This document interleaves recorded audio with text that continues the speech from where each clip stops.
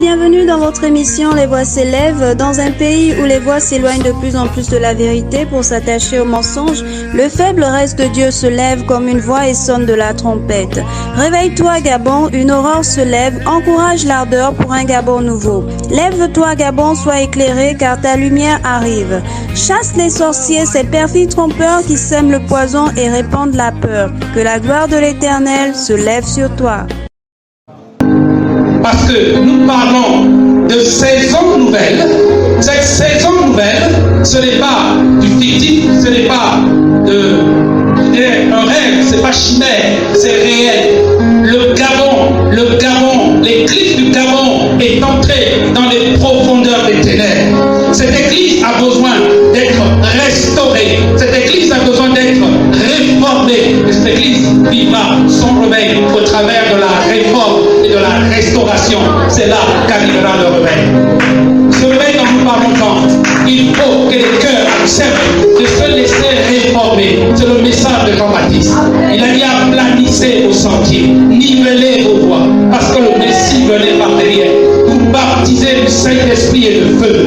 C'est ce que l'Église a fait dans les premiers temps. Elle a accepté. Ils ont accepté de suivre Jean-Baptiste au Jourdain. Ils se sont fait baptiser pour le pardon de leurs péchés. Et Jésus est entré en scène. Il a amené l'Église.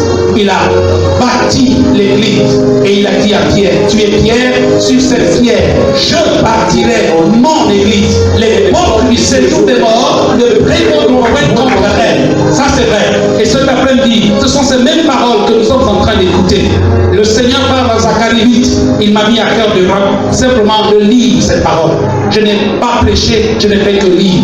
Vous et moi avons saisi le message. Il est clair. Cette église a besoin de passer par la réforme et la restauration. Deux choses importantes. Avant le réveil, il faut la réforme et la restauration. Pour que nous entrions dans les 4 dimensions perdues, ce que le Gaza m'a dévoré, ce que la sauterelle a dévoré, ce que le Yélek a dévoré et ce que l'asile a dévoré, ce sont ces 4 dimensions. Œuvre de grâce, œuvre de justification par la foi, œuvre de sanctification, œuvre de glorification. Si ces choses-là ont disparu, l'Église est complètement dépouillée, l'Église est vide, l'Église est nue. Elle a besoin que le Seigneur la revête de vêtements nouveaux. Et ces vêtements nouveaux, c'est la parole de Dieu. La parole de Dieu. Les 2 colonnes de la foi. La première colonne, c'est l'Église. La seconde colonne, l'Évangile. Sans l'Évangile, cette Église ne peut absolument rien faire.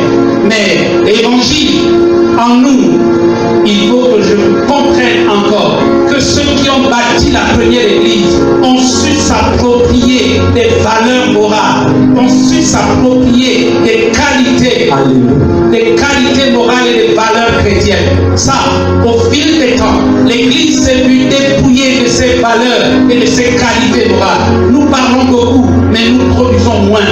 Nous parlons beaucoup, mais nous produisons moins parce que les valeurs ont disparu au sein de l'Église. C'est beaucoup de pluie, sans fruit de l'esprit. Or, ces fruits ne peuvent demeurer qu'en celui qui a reçu la parole et qui s'est approprié les valeurs chrétiennes, les qualités morales.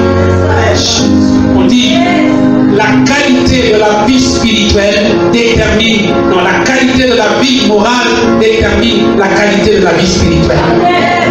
C'est comme nous parlons, nous pensons, c'est ainsi que nous agissons.